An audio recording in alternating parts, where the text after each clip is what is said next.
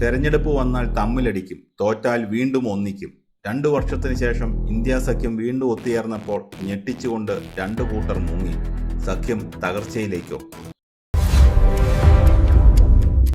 നീണ്ട 2 വർഷത്തെ ഇടവേളയ്ക്ക് ശേഷം രാജ്യത്തെ പ്രമുഖ പ്രതിപക്ഷ പാർട്ടികളുടെ കൂട്ടായ്മയായ ഇന്ത്യാ സഖ്യം വീണ്ടും ഒന്നിച്ചൊരു യോഗം ചേർന്നു. ലോക്സഭാ തെരഞ്ഞെടുപ്പിന് ശേഷമുള്ള രാഷ്ട്രീയ സാഹചര്യങ്ങളും വരാനിരിക്കുന്ന വെല്ലുവിളികളുമായിരുന്നു മുഖ്യ വിഷയം. എന്നാൽ ഈ യോഗത്തിൽ ഏറ്റവും ശ്രദ്ധേയമായത് ചില പ്രമുഖരുടെ അസാന്നിധ്യമായിരുന്നു. സഖ്യത്തിലെ നിർണായക ശക്തികളായ തമിഴ്നാട്ടിലെ DMKയും ആം ആദ്മി പാർട്ടിയും ഈ യോഗത്തിൽ നിന്ന് പൂർണ്ണമായും വിട്ടുനിന്നു. ഇത് സഖ്യത്തിനുള്ളിലെ ആഭ്യന്തര തർക്കങ്ങളുടെ ആഴം വ്യക്തമാക്കുന്നതായിരുന്നു. എങ്കിലും പങ്കെടുത്ത 25 പാർട്ടികളും ചേർന്ന് ഭാവി രാഷ്ട്രീയ നീക്കങ്ങളെ സ്വാധീനിക്കുന്ന 5 പ്രധാന തീരുമാനങ്ങൾ ഈ യോഗത്തിൽ കൈക്കൊണ്ടു. യോഗത്തിലെടുത്ത 5 പ്രധാന തീരുമാനങ്ങൾ: 1. പരീക്ഷാക്രമക്കേടുകൾ, തൊഴിലില്ലായ്മ, വിലക്കയറ്റം തുടങ്ങിയ ജനകീയ വിഷയങ്ങളിൽ രാജ്യവ്യാപകമായി ഒന്നിച്ച് വൻ പ്രക്ഷോഭങ്ങൾ സംഘടിപ്പിക്കുക. 2. വരാനിരിക്കുന്ന പാർലമെന്റ് സമ്മേളനങ്ങളിൽ സർക്കാരിനെ പ്രതിരോധത്തിലാക്കാൻ എല്ലാ പ്രതിപക്ഷ പാർട്ടികളും ഒരൊറ്റ ബ്ലോക്കായി നീങ്ങുക. 3. വരാനിരിക്കുന്ന നിയമസഭാ തെരഞ്ഞെടുപ്പുകളിൽ പരമാവധി സീറ്റുകളിൽ ധാരണയിലെത്താനും വോട്ട് ഭിന്നിച്ചു പോകാതിരിക്കാനും പ്രാദേശിക തലത്തിൽ സമിതികൾ രൂപീകരിക്കുക. 4. ജനങ്ങൾക്ക് മുന്നിൽ സഖ്യത്തിൻ്റെ ബദൽ നയങ്ങൾ വ്യക്തമാക്കുന്നതിനായി ഒരു പൊതു മിനിമം പരിപാടി അടിയന്തരമായി തയ്യാറാക്കുക. 5. സഖ്യകക്ഷികൾക്കിടയിലെ അഭിപ്രായ വ്യത്യാസങ്ങൾ ചർച്ച ചെയ്ത് തീർപ്പാക്കാൻ ഒരു സ്ഥിരം കോർഡിനേഷൻ സംവിധാനം പുനരുജ്ജീവിപ്പിക്കുക. എന്തുകൊണ്ടാണ് ഈ യോഗവും ഇതിലെ തീരുമാനങ്ങളും ഇത്രയധികം ചർച്ച ചെയ്യപ്പെടുന്നത്?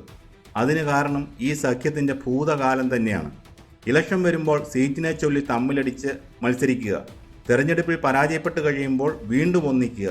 ഇതാണ് ഇന്ത്യാ സഖ്യത്തിനെതിരെ പൊതുവെയുള്ള ഏറ്റവും വലിയ വിമർശനം.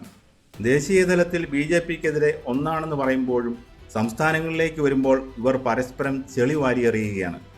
ബംഗാളിൽ തൃണമൂലും കോൺഗ്രസും, പഞ്ചാബിൽ ആപ്പും കോൺഗ്രസും, കേരളത്തിൽ ഇടതുപക്ഷവും കോൺഗ്രസും നേർക്കുനേർ മത്സരിക്കുന്നു. തെരഞ്ഞെടുപ്പ് കാലത്ത് അണികൾ പരസ്പരം പോരടിച്ച ശേഷം തെരഞ്ഞെടുപ്പ് കഴിയുമ്പോൾ നേതാക്കൾ ഡൽഹിയിൽ വന്ന് കൈകോർക്കുന്നത് വോട്ടർമാരിൽ വലിയ അവിശ്വാസമാണ് ഉണ്ടാക്കുന്നത്. ഈ ഇരട്ടത്താപ്പാണ് സഖ്യത്തിൻ്റെ ഏറ്റവും വലിയ ശാപം. ഇത്തവണ DMKയും ആം ആദ്മി പാർട്ടിയും വിട്ടുനിന്നത് യാദൃച്ഛികമായല്ല. സീറ്റ് വിഭജനത്തെ ചൊല്ലിയും പ്രാദേശിക രാഷ്ട്രീയ താൽപ്പര്യങ്ങളെ ചൊല്ലിയും സഖ്യത്തിൽ പുകയുന്ന ഭിന്നതകളുടെ തെളിവാണിത്. DMKയ്ക്ക് തമിഴ്നാട്ടിൽ സ്വന്തം മേധാവിത്വം നിലനിർത്തണം. ആം ആദ്മിക്കാകട്ടെ ഡൽഹിയിലും പഞ്ചാബിലും കോൺഗ്രസിൻ്റെ കടന്നുകയറ്റത്തിൽ കടുത്ത അമർഷമുണ്ട്. കേന്ദ്ര ഏജൻസികളുടെ അന്വേഷണങ്ങളും അറസ്റ്റുകളും ഉണ്ടായപ്പോൾ കോൺഗ്രസ് സ്വീകരിച്ച ചില നിലപാടുകളിലും ആപ്പിന് അതൃപ്തിയുണ്ടായിരുന്നു. ഇവിടെയാണ് മറ്റൊരു പ്രധാന ചോദ്യം ഉയരുന്നത്. പരീക്ഷാ ക്രമക്കേട് പോലുള്ള രാജ്യത്തെ ദശലക്ഷക്കണക്കിന് യുവാക്കളെ ബാധിക്കുന്ന അതീവ ഗുരുതരമായ വിഷയങ്ങളിൽ എന്തുകൊണ്ടാണ് ഈ സഖ്യത്തിന് ഒന്നിച്ച് തെരുവിലിറങ്ങി പ്രക്ഷോഭം നടത്താൻ സാധിക്കാത്തത്? കാരണം വ്യക്തമാണ്.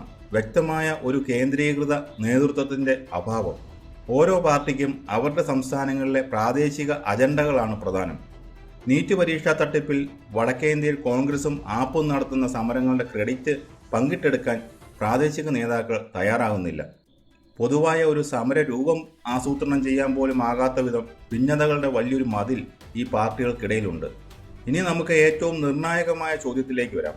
ഇന്നത്തെ യോഗത്തിലെടുത്ത തീരുമാനങ്ങൾ നടപ്പാക്കി ഒന്നിച്ച് നീങ്ങാൻ ഇന്ത്യാ സഖ്യത്തിന് കഴിയുമോ? എന്താണ് ഈ സഖ്യത്തിൻ്റെ ഭാവി? ഇവിടെ 2 സാധ്യതകളാണുള്ളത്. സാധ്യത 1, ഒന്നിച്ച് മുന്നോട്ട് പോയാൽ ഒരുപക്ഷെ വ്യക്തിപരമായ ഈഗോകളും പ്രാദേശിക താൽപ്പര്യങ്ങളും മാറ്റിവെച്ച് ഖാർഗെ പ്രഖ്യാപിച്ച 5 തീരുമാനങ്ങളുമായി സഖ്യം മുന്നോട്ട് പോയാൽ അത് ഇന്ത്യൻ രാഷ്ട്രീയത്തിൽ വലിയ ചലനമുണ്ടാക്കും. പ്രത്യേകിച്ച് നീറ്റ് പരീക്ഷാക്രമക്കേട്, വിലക്കയറ്റം തുടങ്ങിയ വിഷയങ്ങളിൽ സംയുക്ത പ്രക്ഷോഭം വിജയിച്ചാൽ അത് സർക്കാരിനെ പ്രതിരോധത്തിലാക്കും. വരാനിരിക്കുന്ന സംസ്ഥാന തെരഞ്ഞെടുപ്പുകളിൽ BJPക്ക് ശക്തമായ ബദൽ ഉയർത്താൻ ഇവർക്ക് സാധിക്കും. ഇത് പ്രതിപക്ഷ നിരയ്ക്ക് പുതിയൊരു ജീവൻ നൽകും. സാധ്യത 2, പഴയതുപോലെ തമ്മിലടി തുടർന്നാൽ, അതായത് ചരിത്രം ആവർത്തിക്കാനാണ് സാധ്യതയെങ്കിൽ ഇന്ത്യാ സഖ്യത്തിൻ്റെ ഭാവി ഇരുളടഞ്ഞതാണ്. തെരഞ്ഞെടുപ്പ് അടുക്കുമ്പോൾ വീണ്ടും സീറ്റുകൾക്കായി ഇവർ കടിപിടി കൂടുകയും പ്രാദേശിക താൽപ്പര്യങ്ങൾക്ക് വേണ്ടി ദേശീയ സഖ്യത്തെ ബലി കഴിക്കുകയും ചെയ്താൽ ജനങ്ങൾക്ക് ഇവരുടെ മേലുള്ള വിശ്വാസം പൂർണ്ണമായും നഷ്ടപ്പെടും. DMKയും ആപ്പും ഇപ്പോൾ കാണിച്ച അകൽച്ച മറ്റു പാർട്ടികളിലേക്കും പടർന്നാൽ സഖ്യം വെറുമൊരു കടലാസ സഖ്യമായി ഒതുങ്ങിപ്പോകും. പ്രതിപക്ഷ ഐക്യം എന്നത് കേവലം നേതാക്കൾ തമ്മിൽ കെട്ടിപ്പിടിക്കുന്നതിലോ ഡൽഹിയിൽ ഒന്നിച്ച് ചായ കുടിക്കുന്നതിലോ അല്ല ഒതുങ്ങേണ്ടത്. അത് ജനങ്ങളുടെ പ്രശ്നങ്ങളിൽ ഒന്നിച്ചു നിൽക്കുമ്പോഴാണ് അർത്ഥവത്താകുന്നത്. ഭിന്നതകളുടെ ചേരിതിരിവുകൾക്കിടയിൽ ചേർന്ന ഈ യോഗം ഇന്ത്യാ സഖ്യത്തിന് പുതുജീവൻ നൽകുമോ അതോ പഴയപടി തന്നെ തുടരുമോ എന്ന് വരും ദിവസങ്ങളിലെ നീക്കങ്ങളിൽ നിന്ന് മനസ്സിലാക്കാം.